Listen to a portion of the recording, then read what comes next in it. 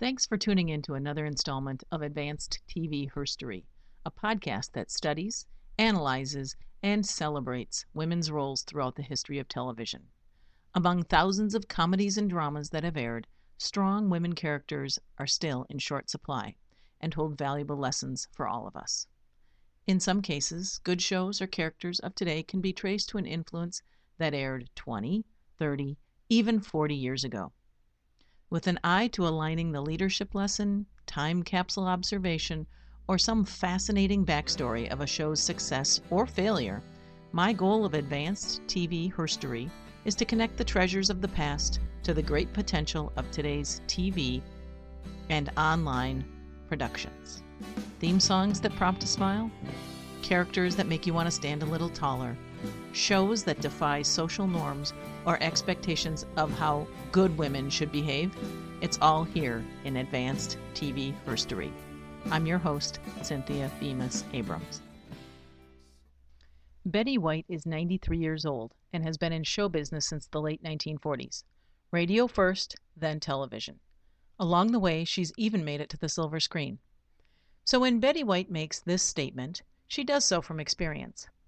The audience today has heard every joke, says Betty. They know every plot. They know where you're going before you even start. That's a tough audience to surprise and a tough audience for whom to write. It's much more competitive now because the audience is so much more sophisticated. That's Betty White.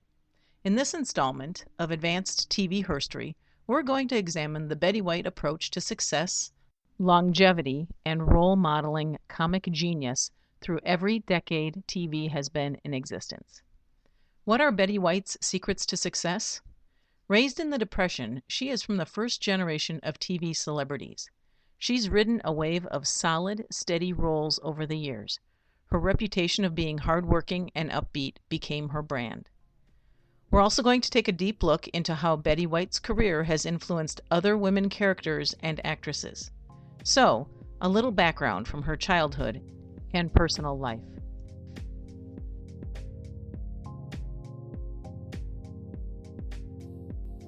Betty was born in suburban Chicago in January 1922, an only child to parents Tess and Horace White.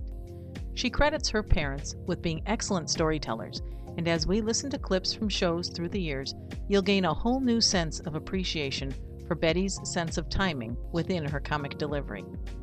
While Betty was young, the family moved to Los Angeles to advance Horace's career. Picture Betty, who admits her girlhood interests were in writing, animals, and forestry, also starting to hang out with children of people who were building the motion picture industry. While in grammar school, radio had become a staple in every home, and film had transitioned from silent to talkies and even early color movies. Betty was a student leader of theater productions, often writing the script and acting a lead role. I was never that conscious of the Hollywood stuff. I was always going to be a writer. I wrote the graduation play from grammar school at Horace Mann Grammar School in Beverly Hills. And, of course, as any red-blooded American girl would do, I wrote myself into the lead, and the showbiz bug bit me. Following her graduation from Beverly Hills High, Betty served in the Wave Corps, married a serviceman, moved to Ohio, divorced the serviceman, moved back to L.A., and fell in love with a theatrical agent at about the same time that she was taking acting lessons.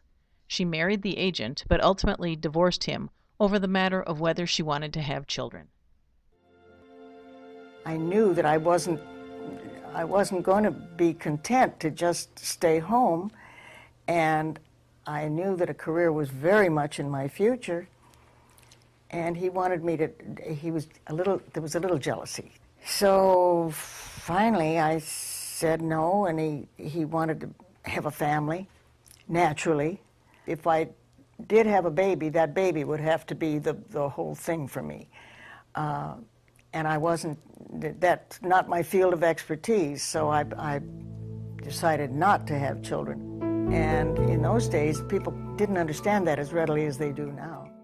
That sums up her personal life. Now about Betty's early career. Through the late 40s, she helped produce a radio show that was transitioning over to TV, ultimately to be named Hollywood on television. She was responsible for the show behind and in front of the camera for a 5-hour show that aired 6 days a week and spawned a variety show in the evenings. She learned all the tools and the tricks of this emerging communications forum from the ground up, with the most sophisticated technology in America at the time. Her show, yes, produced by Betty White, Life with Elizabeth, was a spin-off from Hollywood on Television.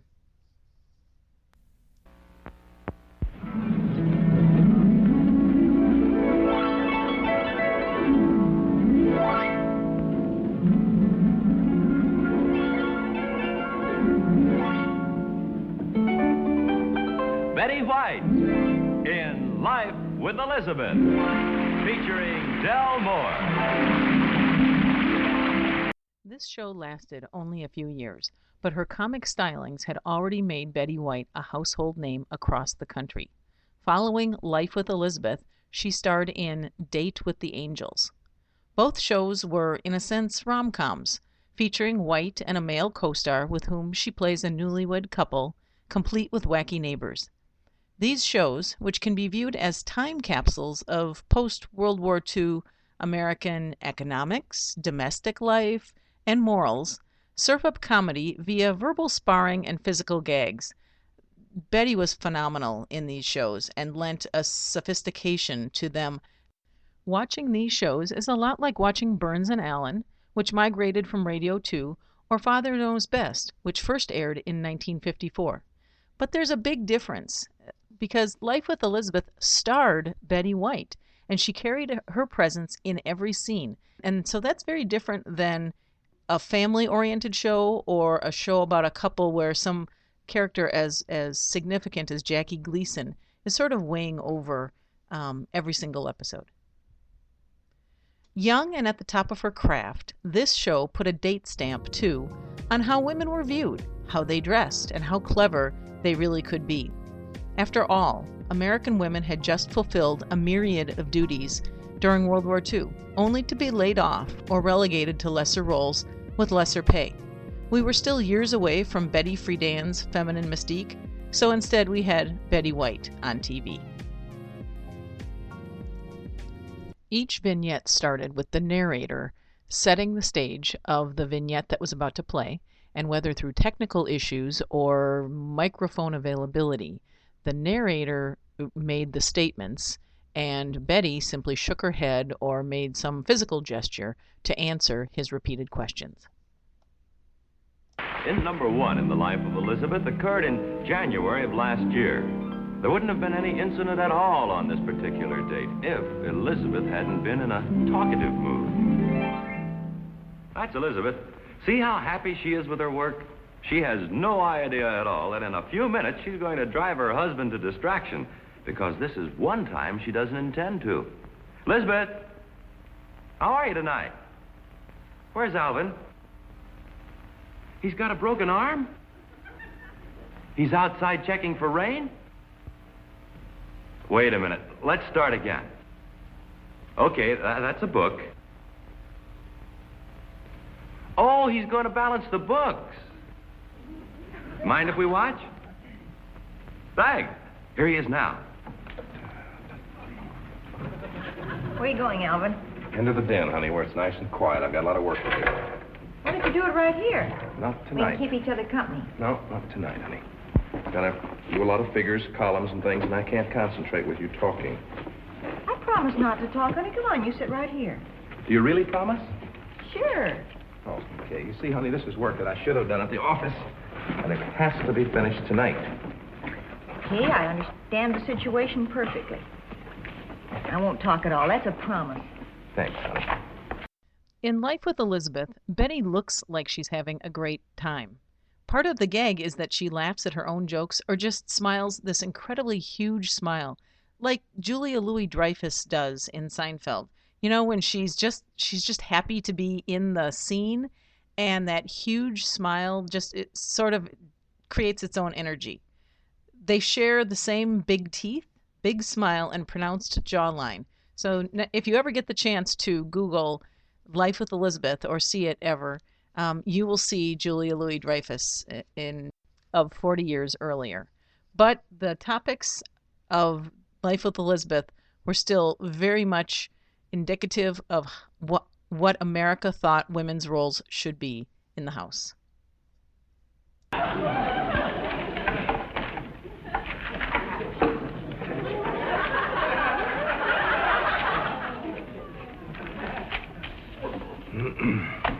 shall leave you at this point, Elizabeth. You going into the den? Yes. I'll be right in. No, Elizabeth. Good night. Elizabeth, aren't you ashamed?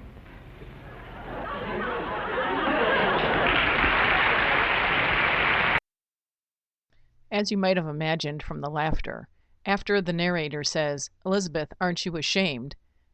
Betty White shakes her head no.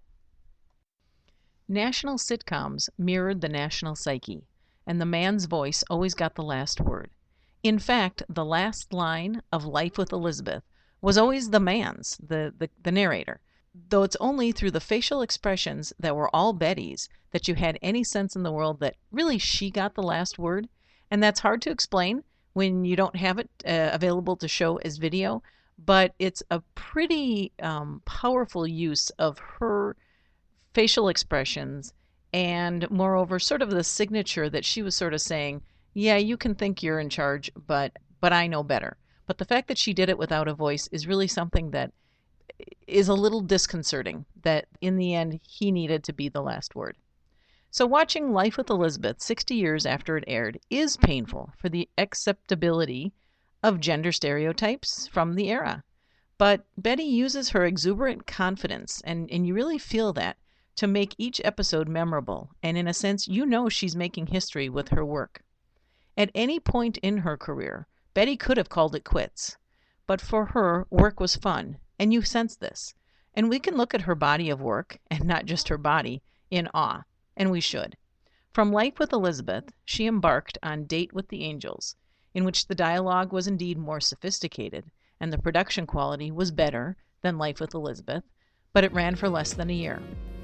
But with a name as recognized as Betty White, she was recognized for her on-camera presence and by then had been in the industry for a decade. Of course they thought she should get her own variety show in 1958.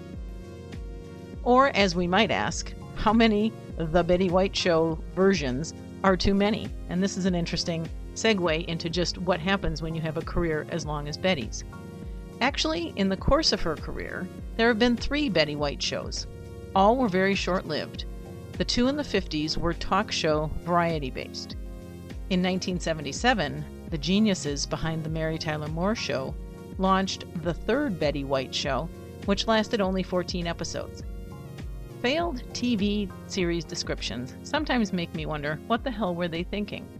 Here's how Wikipedia synopsized the 3rd Betty White Show. And seriously, no actress, even Betty, could carry this storyline. The Betty White Show, 1977. Joyce Whitman, played by Betty White, is a middle-aged actress who lands the lead in a fictitious police series, Undercover Woman, a parody of Angie Dickinson's Policewoman. Joyce is thrilled with the show, but less pleased to learn that the director is her ex-husband, played by John Hillerman. That's how Wikipedia synopsized it. We can only assume that now that she's in her mid-90s, Betty will likely veto any notion of there being a 4th shot at a Betty White show. Okay, we've tracked her through the late 1950s, rising up through the business side of the industry that established her as the head of a production company. What did she do in the 60s and early 70s before she got that offer of SueAnn Nivens?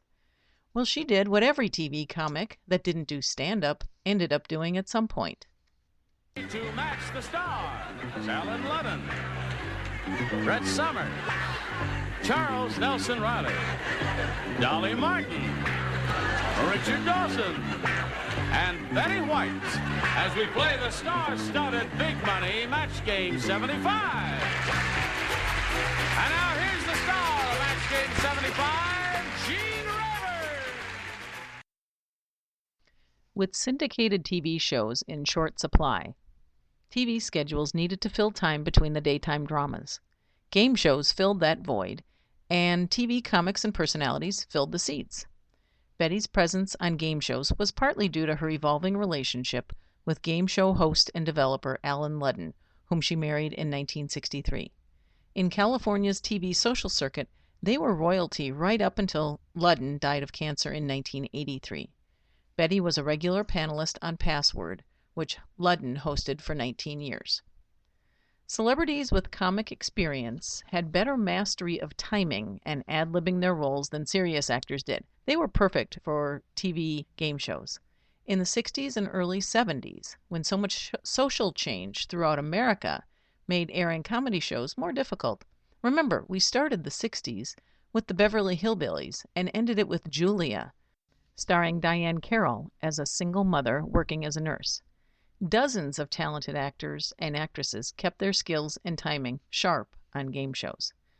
Few of those game show alumni are still alive today. Ruth Buzzy is, for instance. At a time in her career where Betty hit the dearth of good roles for middle-aged women, proven so well with the Betty White Show of 1977, that Betty took the work where she could get it.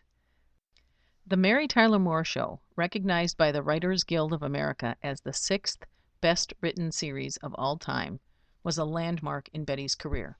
The role of SueAnn Nivens earned Betty 2 Emmys, and those on the Mary Tyler Moore Show knew that they wanted a Betty White kind of actress for TV's first cougar. We were such good friends that when Jim Brooks and Alan Burns were looking for a character to fill the space that was left by Rhoda,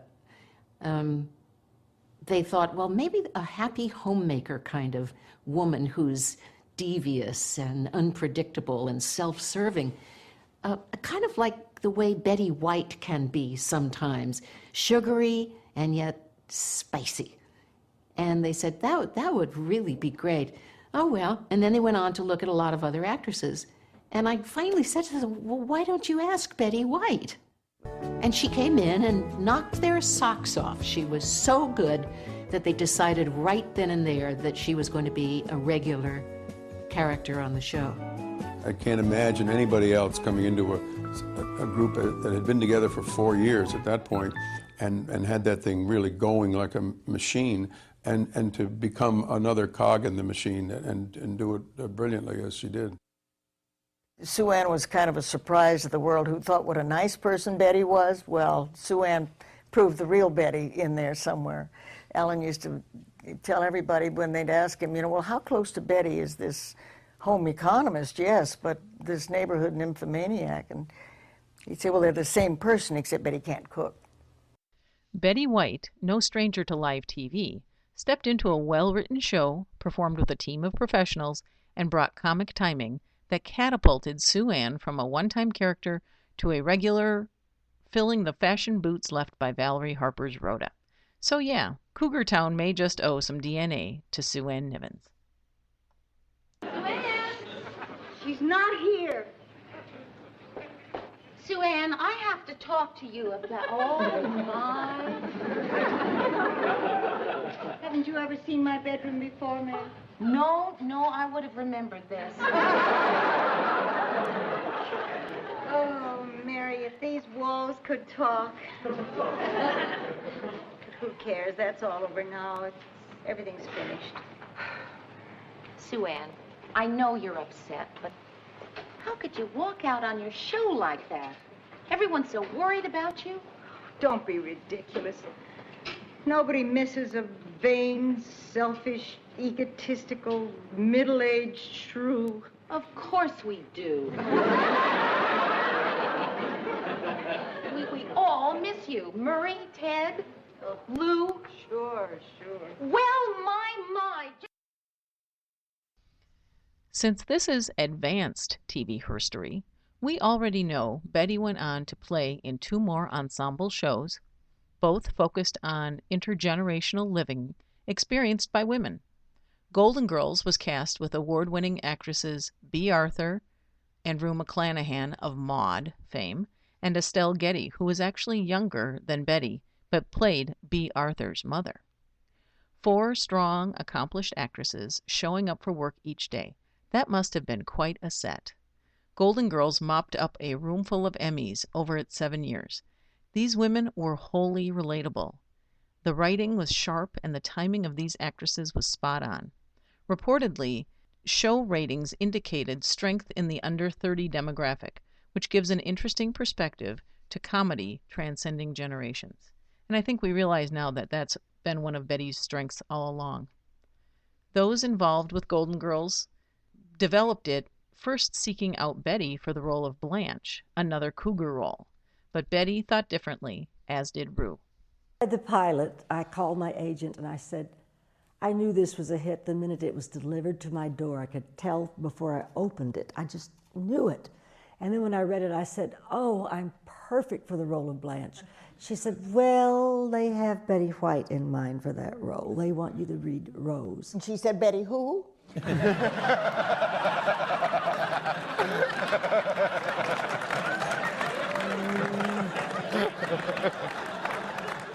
That's what I did. That's what I did, yes. And I said, oh, well, I don't really have a handle on Rose, but I'll go do it. I want to be a part of this. So I was reading Rose for Jay Sandrich, obviously without my handle. And he said, I'm going to ask you to do something unorthodox. Will you go down the hallway and just look at the role of Blanche? I said, well, surely if I have to. So I came back very quickly, and he said, let me hear you read it, and I did. And then he said, thank you very much, and that was that. Then I was called in again, and this time Betty White was there. And she didn't have a clue yet about Blanche versus Rose. And he said, now, Rue, I'd like you to read Blanche, and Betty, I'd like you to read Rose. And she said, oh, okay. And they heard us read. He heard us read. They heard us read.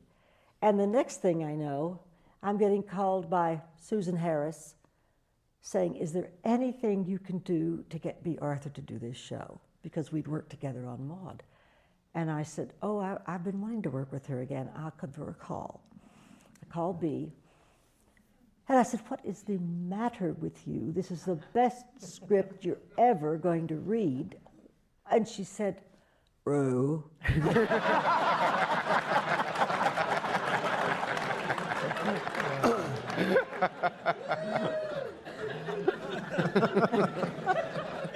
I'm not interested in doing Maude and Vivian meet SueAnn Nivens.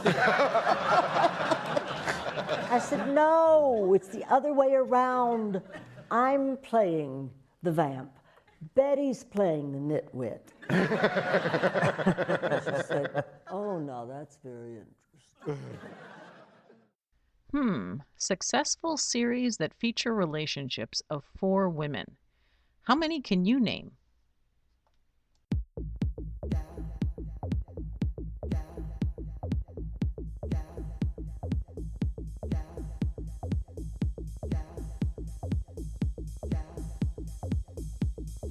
Here's what I come up with. Living Single, Sex and the City, Girlfriends, Sisters, Hot in Cleveland, Girls, and Designing Women, which I give partial credit to because it was workplace-based, but it sure seemed like they were friends who didn't really have friends outside of work. Have I missed any? Did Golden Girls pave the way for women to talk freely about things that interest the audience, which was largely comprised of women? From SueAnn to Rose and then to Elka Ostrovsky in Hot in Cleveland, Betty's timing and confidence has consistently brought out the best in her ensemble, offering up sarcasm and sauciness that appeals to audiences of all ages, even decades after it was originally aired. Here's an introductory scene from the first episode of Hot in Cleveland. Hi, I'm Melanie. I'm releasing the place. I've been the caretaker of this house for 50 years, but you can kick me out. I wouldn't. Oh, no worries. If you can escape from the Nazis, you can handle anything. You escaped from the Nazis? Escaping from the Nazis was the least of my worries. Oh, you don't hear that very often. So what are you, like 100? I don't like you. Aren't you that girl from that show? Yes, I am. Are you a fan? No. When it was canceled, I said good riddance. But I do like that one with Susan Lucci.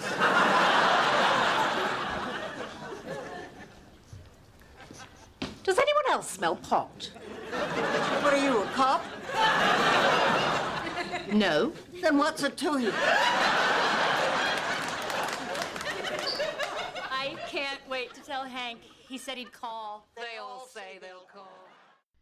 Advanced TV Herstory may endeavor to analyze this entire show model in another episode or series of episodes, because 8 well-written TV shows with 8 talented casts have broken through all sorts of taboo topics and have made women ages 16 to 100 laugh and cry and call and text their best friends or their mothers or their daughters when the subject area just reminded them of how important relationships are.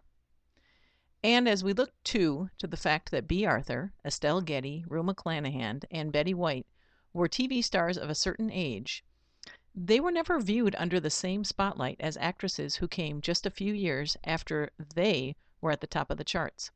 We really know little about their personal lives, and as a result, our impressions of them, even though 3 of the 4 of them have passed on, remain very high. These were hardworking women who earned the right to perform well into their 60s and 70s. Betty White has been smiling for the camera since 1950, and she has a reputation for her positive attitude. It's real. She is very well known for her interest in animals and their health and safety, and she once told CNN's Piers Morgan, back when he was working with CNN, that her most treasured moment in her public life was spending time with Coco the gorilla. Her humor has certainly evolved with the times. Betty no longer has to wink or shrug her shoulders in order for us to get the joke and to understand what it is she's thinking. But she's noted in her own writings that she's turned down many opportunities because she'd never thought that the quality was there. And she's taken on a few dramatic roles when the quality of the writing or the storyline or the people involved in the project met her standards. She was in the 2009 Sandra Bullock rom-com, The Proposal, and really in that movie, Betty White's memorable appearances are precious. And even after a distinguished career in comedy, Betty continues to surprise us with the wide range she holds as an actress. Simply watch her touching scene in the 2011 Hallmark Hall of Fame movie, The Lost Valentine.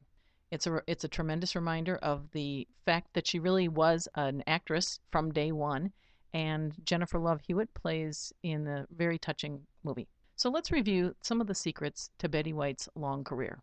She wasn't afraid, even in high school, to assert herself. She wasn't afraid to tell her first 2 husbands that her desire for a career would not be compromised by having a child or children. She knew she had to make her career a priority, and she had made up her mind. Betty White has a passion outside of her work, animals, and in that respect she joins a handful of other Hollywood women like Tippi Hedren, Stephanie Powers, and Doris Day, who foremost put their time and money where their hearts are. The Morris Animal Foundation and the LA Zoo are just 2 of the many organizations Betty has supported over the years. And yes, Betty White is over 90 years old and continues to put humor to the test. She's no longer saccharine sweet, and in fact, she is now embraces sarcasm post-90 as well as anybody. While maintaining her role as Elka Ostrovsky on Hot in Cleveland, Betty also began producing a reality show called Betty White's Off Their Rockers. It aired for 2 seasons on NBC and was picked up by cable's Lifetime for its 3rd season. The show's premise is a group of seniors playing tricks on people from younger generations, proving true to the bumper sticker adage, old age and trickery will overcome youth and skill every time. Hard work and her love of crosswords and domestic and wild animals seems to have kept the mind of Betty White as vibrant as any 93-year-old's, impish and still delivering. To put her age in context, here are names of actresses who have long ago passed, but if they were alive today would still be younger or very close to the age of Betty White. Judy Garland was 6 months younger than Betty. Marilyn Monroe was 4.5 years younger than Betty. Jean Stapleton of the Edith Bunker fame was a year younger than Betty and passed not that long ago. Jane Meadows, who led a TV career very comparable to Betty's up through the 1970s, lived to the age of 96, passing away just this year. Barbara Bell Geddes, who had a brilliant career on the silver screen and on TV, most recently in Dallas, was born the same year as Betty and passed away in 2005. Brett Somers, who was the game show circuit regular who appeared on Match Game, but had an earlier career in comedy, was born in 1924, so 2 years after Betty, but passed away in 2007. And finally, another Hollywood townie, Elizabeth Montgomery of Bewitched fame, was born 11 years after Betty in 1933 and passed away in 1995. So many careers of talented women cut short, lost to cancer or the demons of show business or causes unknown. But wait! Betty is still in good company because she's still alive. These octogenarians and septuagenarians that I'm about to talk about appear from time to time on the big and small screen. It's such a sign of respect for significance and tradition that casting decisions, even today, include these names. Carol Burnett, who is 83 years old. Angela Lansbury is 89. Marion Ross is 87. Cloris Leachman, who holds a record for Emmy nominations with Betty, is 89. Ruth Buzzy is 78. Joan Collins is 82. Maggie Smith, who we all know as the Dowager Countess of Downton Abbey, is 80. And Shirley MacLaine, who is that occasional foil for Maggie Smith on Downton Abbey, is 81, or at least she is in this life. Debbie Reynolds is 83. Shirley Jones is 81.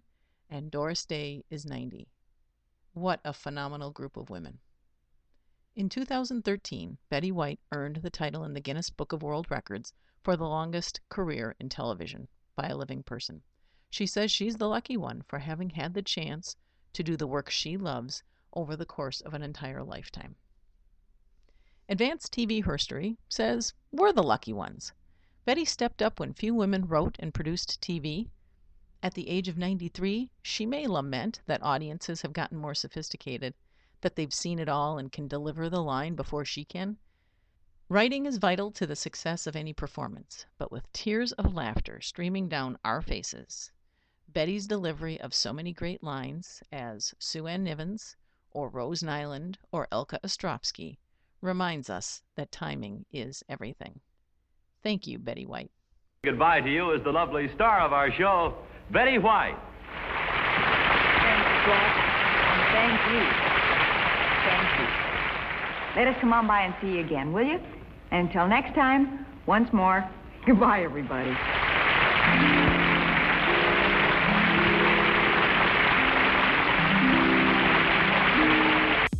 By the way, that's how Betty White, the star of Life with Elizabeth, ended every episode of her show. This installment of Advanced TV Herstory uses interviews found in the 43-minute TV interview from the year 2000, Betty White, An Intimate Portrait, and it's available on YouTube, and a Paley Center interview, 2006, that was conducted with Rue McClanahan, Betty White, and others from the Golden Girls. Music you've heard comes from the freemusicarchive.org, specifically Project 5AM's Wet Ashtray and Ultratech's Burn It Down Girl. If you've noticed fewer grammatical errors in this script, it's because I had a real live English teacher helping me make sure that my verb tenses were appropriate and my nouns matched my verbs. Thanks very much to Liz Erdman, an English teacher at Jefferson High School in Bloomington, Minnesota. That's it for this installment of Advanced TV Herstory. We have more episodes in the queue, so please stay tuned. Thanks for listening. I'm your host, Cynthia Bemis Abrams.